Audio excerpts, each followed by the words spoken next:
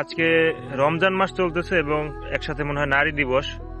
তো নারী দিবস আসলে ভালোবাসা দিবসের মতোই, ওরকম নির্দিষ্ট করে ভালোবাসা দিবস যেমন হয় না, তেমনি নারী দিবস একটি দিবসও হয় না। দেখেন, রমজান মাসে যদি আপনি একটু খেয়াল করেন, নারী পুরুষ দুইজনই রোজা রাখে, কিন্তু সেহরির জন্য পুরো খাবারটা নারী তৈরি করে এবং সেহরিতে সবার আগে ঘুম থেকে উঠে খাবারটা তার গরম করতে হয় সবার জন্য। খাবার শেষে সবাই যার যার মতো ঘুমাই পড়ে নামাজ পড়ে, কিন্তু আবার ওই খাবারের থালাবাটিগুলো নারীরই পরিষ্কার করে রাখতে হয়, ধুয়ে রাখতে হয়।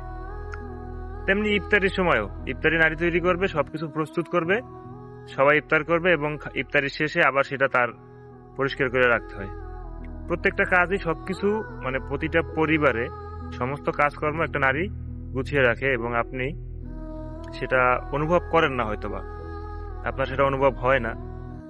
সো এগুলো যদি একটু অনুভব করতে পারেন, তাহলে আপনার আলাদা করে কখনো নারী দিবস পালন করার কিছু নাই। এখানে প্রতিটা দিবসই নারী দিবস।